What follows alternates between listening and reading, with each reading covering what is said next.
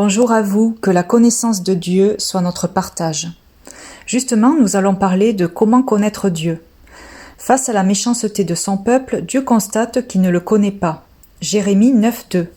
Le Seigneur déclare : leur langue est aussi dangereuse qu'un arc. Ils sont devenus maîtres du pays, non pas grâce à la vérité, mais grâce au mensonge. Oui, ils vont de crime en crime, mais ils ne me connaissent pas. Osée 4:1. Écoutez la parole de l'Éternel, Israélites, car l'Éternel a un procès avec les habitants du pays. Il n'y a pas de vérité, pas de bonté, pas de connaissance de Dieu dans le pays. Alors quelle est la conséquence de ce manque de connaissance ? Osée 4:6. Mon peuple est détruit, et dans une autre version, mon peuple meurt, parce qu'il lui manque la connaissance. Romains 1:28. Ils n'ont pas jugé bon de connaître Dieu. C'est pourquoi Dieu les a abandonnés à leurs pensées faussées, si bien qu'ils font ce qu'on ne doit pas faire. Donc connaître Dieu donne la vie et permet de bien agir. Qu'est-ce qui nous empêche de le connaître ? Éphésiens 4:18. Ils ne peuvent pas comprendre parce que leurs esprits sont dans l'obscurité. Ils sont étrangers à la vie que Dieu donne. Ils ne le connaissent pas parce qu'ils ont des cœurs durs, donc ils refusent Dieu. Proverbe 1:7. La connaissance commence par la crainte de l'Éternel. Un cœur dur ne reçoit pas Dieu car il est incrédule, parce que son orgueil l'aveugle. Les pharisiens étaient des religieux au cœur endurci par les traditions, les coutumes.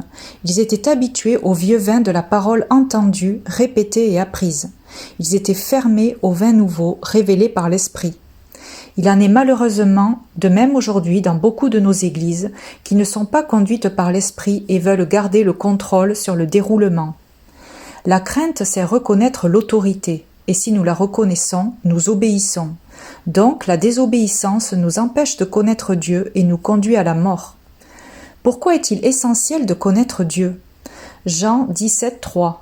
La vie éternelle, c'est qu'ils te connaissent, toi, le seul vrai Dieu, et celui que tu as envoyé, Jésus-Christ. Oui, comme l'a dit Jésus, dans Jean 11:26. Celui qui vit et croit en moi ne mourra jamais. Crois-tu cela ? Croire, c'est avoir confiance, et avoir confiance, c'est connaître. Alors crois-tu, toi aussi, que lorsque tu connaîtras pleinement Dieu, tu ne mourras jamais, car tu ne trébucheras plus face aux attaques mensongères de l'ennemi, ni à celles de ta chair. Voilà pourquoi notre cœur devrait brûler ardemment pour connaître Dieu, avoir plus de lui. Et c'est ce désir que Dieu a mis en mon cœur cette année. Il a répondu à cette soif et continuera encore. Ces jours-ci, je lui disais combien j'aimerais passer plus de moments avec lui, comme j'ai eu la grâce d'en avoir en songe. Mais il m'a répondu : tu ne peux pas me connaître comme tu connais un homme. C'est en te regardant que tu me connais. Pour compléter cela, un verset m'est venu rapidement, Jacques 1:23. Car toute personne qui écoute la parole sans la mettre en pratique ressemble à quelqu'un qui se regarde dans un miroir et qui se voit tel qu'il est. J'ai compris que connaître Dieu, c'est le refléter en tout point. J'ai constaté que beaucoup de croyants, dont moi, sommes encore incomplets, soit dans le fruit de l'esprit, soit dans sa puissance. Alors j'ai continué à lui dire : est-ce qu'il y a beaucoup de personnes qui sont comme Jésus ? Et j'ai entendu. Ils sont rares et ne sont pas forcément connus sur les réseaux sociaux, mais ils agissent. Je remarque une fois de plus que Dieu n'a pas le même langage que nous. Nous utilisons le verbe connaître de différentes façons. Je connais cette personne, je lui ai parlé. Je connais ce film, je l'ai vu. Je connais ce plat, j'en ai déjà mangé. Pour nous, connaître, c'est avoir une idée d'eux, une expérience. Mais pour Dieu, connaître, c'est être à l'identique, ressembler à. C'est pour cela que certains diront « Je connais Dieu » et il leur répondra « Je ne vous connais pas ». Car ils ne font pas sa volonté première. Et la première volonté du Père, c'est de nous faire ressembler à son Fils. 1 Jean 4:8. Ceux qui n'aiment pas ne connaissent pas Dieu, parce que Dieu est amour. Ce verset est comme une boucle bouclée, car connaître Dieu, c'est l'aimer. Mais nous ne pouvons pas l'aimer si nous ne le connaissons pas. Avant, je refusais sa puissance, pensant que c'était de l'orgueil ou pouvait entraîner à l'orgueil. Mais Dieu m'a fait comprendre que refuser cela, c'est le refuser lui, car cela fait partie de lui. Aimer, c'est accepter toutes les facettes de l'autre.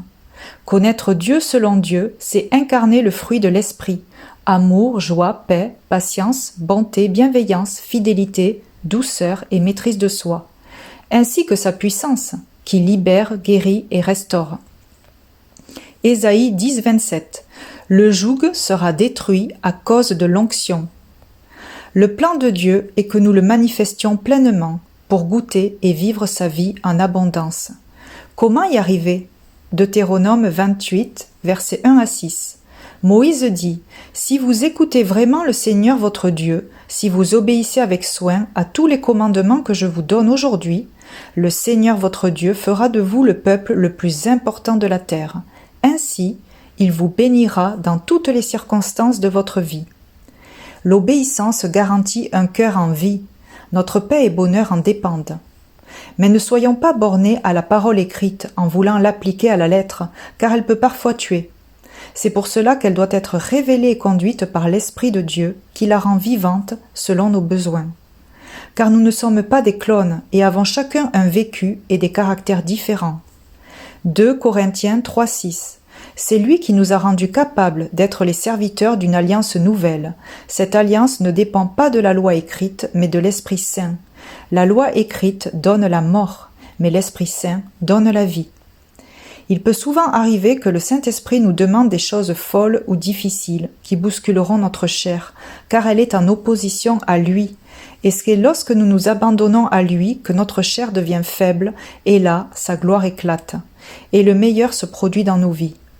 Alors si Dieu te demande par exemple, lis ma parole régulièrement, quitte cette personne, déménage dans telle ville, cherche-moi la nuit, pardonne cette personne, quitte ce travail ou cet endroit, ne vois plus cet ami, prie pour cet inconnu ou va lui parler de moi, dis ou fais quelque chose avec une personne que tu n'apprécies pas.